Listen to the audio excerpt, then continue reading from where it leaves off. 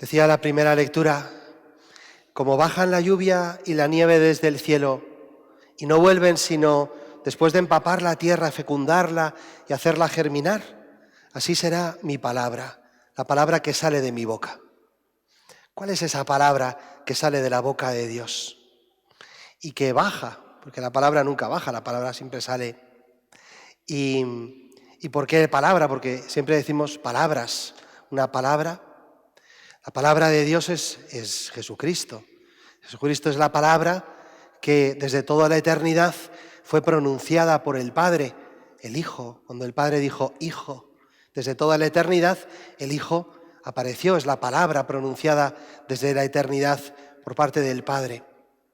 Pero esa palabra, y en la plenitud de los tiempos, sabemos que se hizo carne. Y así lo dice San Juan en el prólogo, la palabra se hizo carne y habitó entre nosotros. Y efectivamente, como la lluvia que baja del cielo empapa la tierra y la hace germinar y la fecunda, pues así Jesucristo baja de la tierra, del cielo a la tierra para transformar y para llenar todo de vida y para dar fecundidad a nuestra vida. En latín, sin embargo, no se dice palabra, sino que el prólogo de San Juan dice in principium erat verbum, verbo, se dice verbo, porque es una palabra que hace, ¿no? Hay muchas palabras, pero los verbos son las palabras que designan acciones. Jesucristo es una palabra que hace. También dice, por supuesto que enseña, que es maestro, y hay una parte, pues ahora mismo, mira, estamos sentados escuchando la palabra de Dios que nos enseña. Pero Jesucristo, dice el Evangelio, antes de enseñar, comenzó a hacer.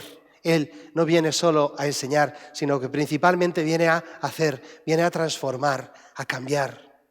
Por eso en misa escuchamos la palabra, pero sobre todo la palabra se pronuncia sobre el pan y el vino para que haga, la transforme, lo cambie. Jesucristo, antes de los discursos, hacía milagros, resucitaba muertos, sanaba leprosos, detenía tempestades, multiplicaba los panes y los peces, daba alegría a una boda que se había quedado sin vino. Jesucristo es verbo, ha venido a hacer, ha venido a cambiar las cosas. Y en griego no se dice ni palabra ni verbo, dice enargé, geton, logón, logos, logos. Logos significa lógica, es la razón, es el orden. Jesucristo es no solo una palabra, no solo el que hace, sino es el que contiene en sí el orden de las cosas, el sentido de las cosas, la lógica de las cosas. Al contemplar a Jesucristo entendemos la verdad de las cosas, es el logos.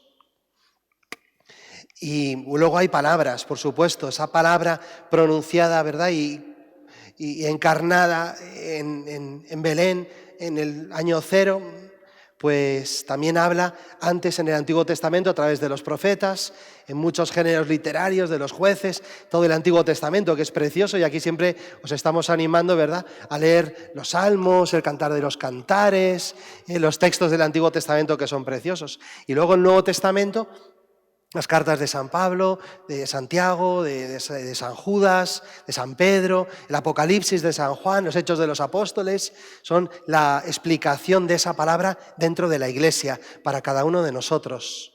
Por eso siempre leemos el Antiguo Testamento y el Nuevo Testamento en misa, la palabra de Dios, y decimos en todas, palabra de Dios, te alabamos, Señor. Pero, sin embargo, cuando leemos el Evangelio, cambia. Cantamos primero Aleluya, que es una manifestación de alegría, nos ponemos en pie, porque ahora vamos a escuchar las palabras que pronunció el Verbo de Dios hecho carne, la palabra de Dios.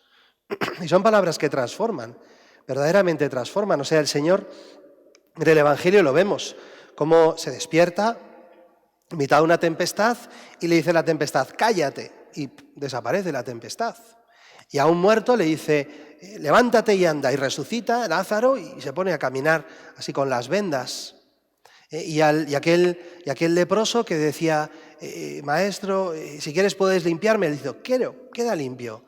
Y al decirlo, quedó limpio. Y aquel centurión que tenía un servidor que estaba muy enfermo y le mandó venir, pero que luego se arrepintió porque decía, no soy digno de que entres en mi casa, él El Señor dice, bueno, pues que se cumpla con lo que Él quiere, que quede sano su criado. Y en ese momento, al decirlo Jesús, la palabra de Dios transforma, nos cambia, nos transforma. Dice San Pablo que es viva y eficaz. Es viva porque siempre es nueva. Uno puede estar escuchando la palabra de Dios 1000 veces y cada texto que lo hemos escuchado 1000 veces, cada vez nos habla de una manera diferente, cobra vida en nosotros.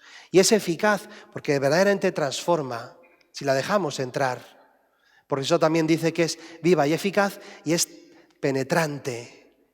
Y más que espada de doble filo, que penetra hasta la médula y el tuétano de los huesos. La palabra de Dios está llamada a entrar dentro de nosotros hasta que duela. Nos tiene que doler la palabra de Dios. ¿Cuál es el problema?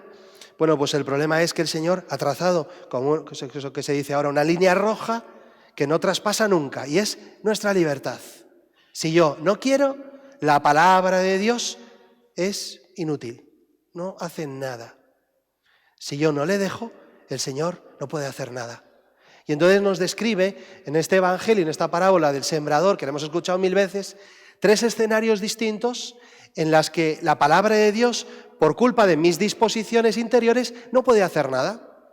O sea, Él viene con su palabra poderosa, quiere transformarnos, que necesitamos ser transformados por Él, necesitamos ser salvados por Él, pero hay 3 escenarios en los cuales esa palabra queda absolutamente estéril. La primera, dice, la tierra al borde del camino, los endurecidos. La tierra que está al borde del camino está muy dura y entonces en un sembrado, ¿verdad? Pues hay un borde y ahí está la tierra por donde todo el mundo pasa, está tan dura que la semilla no penetra. Esa es la actitud de la persona que no se deja afectar por la palabra, que en su soberbia se cree que o bien no la necesita o bien necesita de la palabra solamente lo que a él le parece. La persona que antepone su yo, el yo gigantesco, a Jesucristo y se cree más listo que Dios y decide qué está bien, qué no está bien. Recuerdo, había un amigo que decía así medio broma, medio en serio, decía, es que Jesucristo decía, y en esto tenía razón, y luego añadía lo que fuera, ¿no? O sea, él se sentía con la capacidad de decidir en qué tiene razón y en qué no tiene razón Jesucristo. Pues yo no estoy de acuerdo con esto. Pues a mí esto no me parece. Pues yo esto no me da la gana, ¿no? Y puede perfectamente el Señor decir, por ejemplo, San Pablo, palabra de Dios, dice, el que coma indignamente el cuerpo de Cristo, o sea, el que coma el cuerpo de Cristo sin confesarse, come su propia condenación. Se va a condenar. Y entonces yo lo escucho y digo, no, pero qué tontería, a mí eso no me afecta, eso no es para mí. Ah, pues fenomenal. O puede decir la palabra de Dios, pues lo que sea, ¿no? Que el poder de perdonar los pecados los tenemos los sacerdotes, porque Él nos lo ha dado. Ah, yo eso no me lo creo. O cualquier cosa. El terreno endurecido es el de la actitud de la persona que piensa que sabe más que Dios y que Él está dispuesto a hacer lo que a Él le dé la gana, solamente independientemente de lo que pase. El Señor se enfada mucho con quien tiene esa actitud y les dice, mirad, sois como los niños que le dicen a los otros niños, cantamos lamentaciones y no lloráis y cantamos danzas y no bailáis. O sea, da igual lo que pase, que tú no te mueves, eres como el banco. El banco no escucha, nadie ha escuchado más evangelios y homilías que estos bancos. Pero mira, ahí siguen, no se han movido un ápice y yo soy un banco más. El segundo escenario por el cual la palabra de Dios que desciende para transformar y fecundar se hace estéril es el terreno pedregoso. El terreno pedregoso es pues el terreno, ¿verdad? Esas piedrecillas donde cae una semilla, por supuesto brota porque hay un poquito de arena entre las piedras, pero claro, es un poquito de arena solo, es muy poco, es muy superficial. Por lo tanto, brota enseguida y enseguida se muere. Es imposible, las raíces no penetran. Y es la escucha superficial de la palabra de Dios. La persona que escucha la palabra de Dios dice, qué bonito, qué feo, y ya está. ¿No? Es el clásico comentario de, ay, qué bien habla usted, padre. A mí no me interesa que hable bien o que hable mal el Padre. Me interesa que tú y yo escuchemos la palabra de Dios y nos dejemos transformar por ella. Qué bonito esto que ha dicho. Vamos a ponerle música. Si lo ponemos música, mejor todavía. Y si decimos no sé qué, y me echo a llorar. Y ahora pues también hay, pues en la alabanza que vamos a tener dentro de un ratito, también es muy emocionante. Hay muchos retiros de Maús, de Fetá, de cosas que son muy emocionantes. Y hay gente que es que se queda en la emoción, se queda en la superficie. Hemos estado antes con los jóvenes en el campamento y hemos vivido momentos muy emocionantes. Mira, no se trata de emociones. Con emoción o sin emoción, escucha la palabra de Dios, entiende lo que quiere decir, lleva a las obras lo que Él te está pidiendo. El tercer escenario en el que la palabra de Dios que baja a fecundar nuestra vida se hace estéril, dice el Evangelio, que es el terreno que crece rodeado de abrojos, la semilla que crece con muchas cosas alrededor. Y crece, de verdad, porque brota, en fin, las raíces bajan y empieza a subir el tallo, pero claro, sube lento. Y entonces los arbustos o lo que sea, pues lo cubren, les quitan el sol y aquello pues enseguida se ahoga, se agosta. ¿Por qué? Porque hay demasiadas cosas alrededor. Y es claramente el ejemplo de la persona que no es capaz de abrirle espacios a Dios. Que considera, digamos, perdonad por la palabra o por el ejemplo, pero en parte es verdad, que considera que Dios es como un perro, que le doy lo que sobra. Como, y si me sobra algo, se lo doy. Hago mi vida y si me sobra un rato, rezo. Hago mis cosas y si de repente no tengo nada que hacer, pues me confieso. Estoy con mis historias, mis vacaciones, mis cosas, y si me viene bien, si me encaja en el horario, pues voy a misa. Pero si estoy en otro lado, si estoy con otras personas, si no sé dónde está la iglesia, si tengo que ir exprofeso o si tengo mucho jaleo, pues termino no rezando, no confesándome, no yendo a misa, no abriéndoles espacios a Dios. Pero amarás a Dios sobre todas las cosas significa que el amor a Dios no es algo que esté relegado a los restos de nuestra vida, sino que yo hago un esfuerzo por abrir espacios para Dios. Y este rato es para Dios, caiga quien caiga, esté con quien esté donde esté, y me entero y me organizo y corto las cosas y pospongo lo que sea necesario, porque ahora toca a Dios.